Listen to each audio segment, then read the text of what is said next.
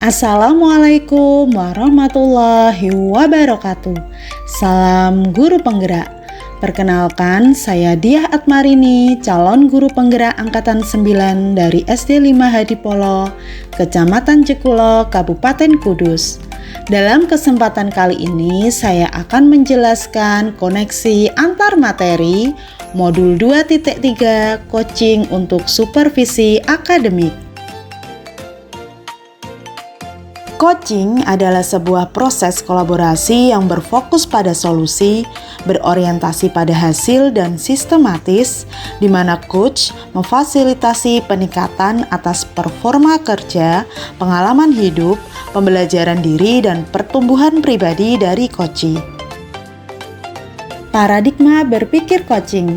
Yang pertama, fokus pada coachee yang akan dikembangkan. Yang kedua, bersikap terbuka dan ingin tahu. Yang ketiga, memiliki kesadaran diri yang kuat. Yang keempat, mampu melihat peluang baru dan masa depan. Prinsip coaching. Yang pertama, kemitraan. Dalam coaching, posisi coach terhadap coachee-nya adalah mitra, yang artinya sejajar atau tidak ada yang lebih tinggi maupun lebih rendah. Yang kedua, proses kreatif. Proses kreatif ini dilakukan melalui percakapan yang dua arah, memicu proses berpikir coachee, memetakan dan menggali situasi coachee untuk menghasilkan ide-ide baru. Yang ketiga, memaksimalkan potensi. Untuk memaksimalkan potensi dan memberdayakan rekan sejawat, percakapan perlu diakhiri dengan suatu rencana tindak lanjut yang diputuskan oleh rekan yang dikembangkan. Coaching dalam konteks pendidikan. Filosofi Ki Hajar Dewantara. Proses coaching sebagai komunikasi pembelajaran antara guru dan murid. Murid diberikan ruang kebebasan untuk menemukan kekuatan dirinya dan peran pendidik sebagai pamong dalam memberi tuntunan dan memberdayakan potensi yang ada agar murid tidak kehilangan arah dan menemukan kekuatan dirinya tanpa membahayakan dirinya. Sistem Among.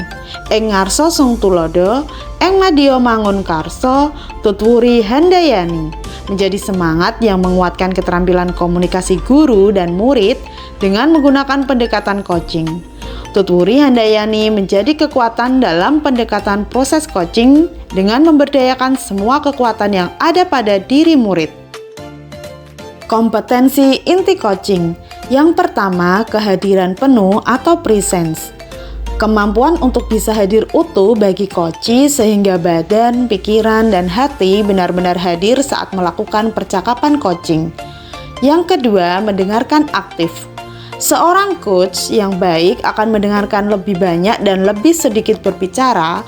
Fokus dan pusat komunikasi adalah pada diri coachee, yakni mitra bicara.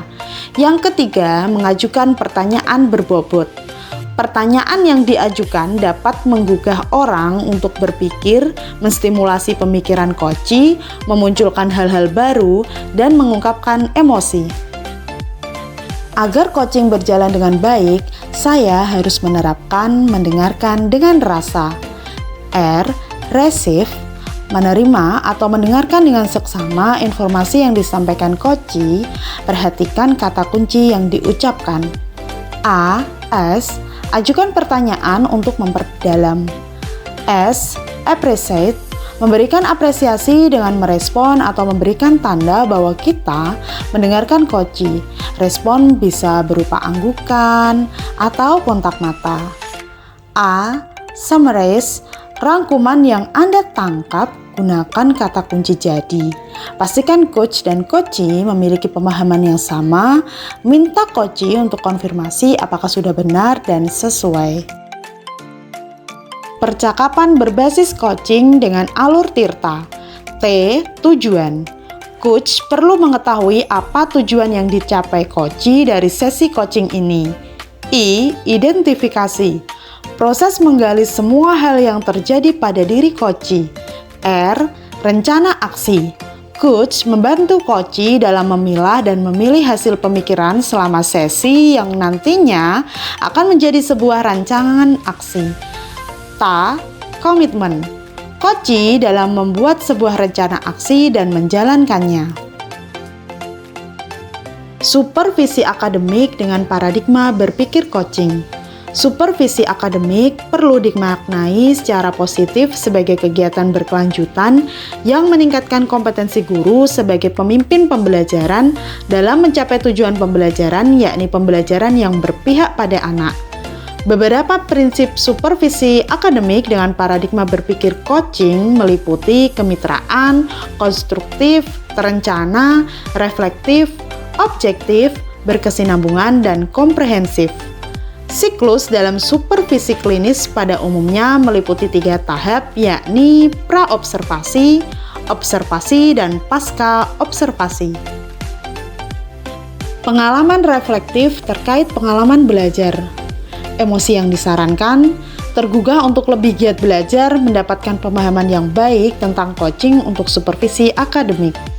Tertantang untuk memperbanyak praktek coaching dengan murid dan rekan sejawat agar mendapatkan keterampilan yang baik sehingga kedepannya bisa melakukan coaching untuk supervisi akademik. Yang sudah baik dan yang perlu diperbaiki yaitu mendapatkan pemahaman materi coaching dan sudah dipraktekkan.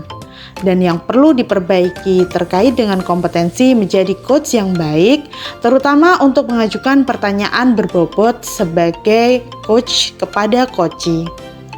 Implikasi terhadap kompetensi diri yaitu menambah dan mengoptimalkan kekuatan diri sebagai seorang pendidik dan juga orang tua yang dapat menjadi coach bagi orang-orang di sekitarnya. Refleksi, analisis, implementasi dalam konteks calon guru penggerak. Analisis terkait topik modul 2.3. Bagaimana penerapan coaching untuk supervisi akademik?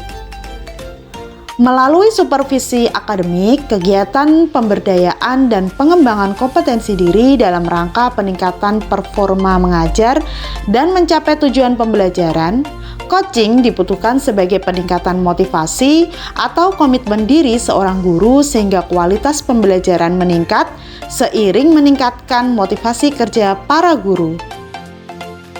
Coaching sebagai kompetensi membangun kemitraan. Kemitraan dalam menjalani proses coaching dapat terbangun dan membuka peluang akselerasi kesadaran yang mendorong tindakan aksi manakala dilandasi kepercayaan coachee kepada coach. Dalam prosesnya, kita tidak perlu memandang kesenjangan jabatan karena dalam supervisi akademik terjadi proses kolaboratif antara supervisor dan guru. Bagaimana alternatif solusi untuk tantangan yang ada? Akan disosialisasikan bahwasanya pada proses supervisi akademik sebaiknya dilakukan dengan coaching, yang mana pada proses coaching seorang coach lebih menekankan menjadi seorang pendengar aktif dengan sedikit mendominasi pembicaraan. Seorang coach hanya melontarkan beberapa pertanyaan yang merangsang ide melalui jawaban dari coachee. Dibutuhkan sebuah keterampilan berkomunikasi yang lebih untuk melakukan coaching, karena coaching lebih menekankan komitmen untuk menyelesaikan masalah sehingga kedepannya dapat lebih baik. Koneksi antar materi. Bagaimana peran Anda sebagai seorang coach di sekolah dan keterkaitannya dengan materi sebelumnya di paket modul 2, yaitu pembelajaran berdiferensiasi dan pembelajaran sosial dan emosional. Peran saya sebagai seorang coach adalah menuntun murid dan menggali potensinya agar timbul ide-ide kreatif sesuai minat dan impiannya, mendengarkan dan mendorong murid, memetakan dan memecahkan masalahnya dalam mencapai cita-citanya yaitu keselamatan dan kebahagiaan yang setinggi-tingginya. Keterkaitan antar materi modul 2.3 dengan 2.1 pembelajaran berdiferensiasi. Dalam pembelajaran berdiferensiasi diadakan pemetakan dengan 3 cara, yaitu minat siswa, kebutuhan belajar siswa, dan profil belajar siswa. Pemetakan ini digunakan seorang coachee sebagai data dalam proses coaching sehingga murid mampu mengoptimalkan potensi yang ada dalam dirinya untuk menemukan solusi terbaik. Dalam pembelajaran berdiferensiasi, saya melakukan coaching kepada murid satu persatu sehingga mendengar dan mengetahui kebutuhan masing-masing murid, perbedaan minat dan gaya belajar mereka sehingga dapat mengetahui sejauh mana kesiapan belajar masing-masing murid. Keterkaitan antar materi modul 2.3 dengan 2.2 pembelajaran sosial dan emosional. Ada beberapa hal yang harus dipahami dalam kompetensi sosial dan emosional, yaitu kesadaran diri, pengelolaan diri, kesadaran sosial, keterampilan relasi, dan pengambilan keputusan yang bertanggung jawab. KSE digunakan seorang pendidik sebagai coach dalam proses coaching terhadap coachee agar terjadi pengendalian diri dan emosi untuk coach dan coachee, serta menimbulkan rasa empati dan mengambil keputusan yang tepat. Dalam pembelajaran sosial emosional, maka coach dan coachee akan saling menghargai, dapat hadir sepenuhnya, saling mendengarkan, dan penuh empati. Bagaimana keterkaitan keterampilan coaching dengan pengembangan kompetensi sebagai pemimpin pembelajaran? Keterampilan coaching dibutuhkan oleh pemimpin pembelajaran saat melakukan supervisi akademik, di mana sebagai pemimpin pembelajaran, coach dengan kompetensi coachingnya akan bersikap setara dengan guru atau coachee dan tidak menggurui saat supervisi dan memfokuskan bahwa proses pembelajaran berpihak pada murid dan menggali potensi guru-guru yang dipimpinnya dengan melakukan prasupervisi, proses supervisi dengan alur theta dan pasca supervisi. Demikian koneksi antar materi modul 2.3 coaching untuk supervisi akademik.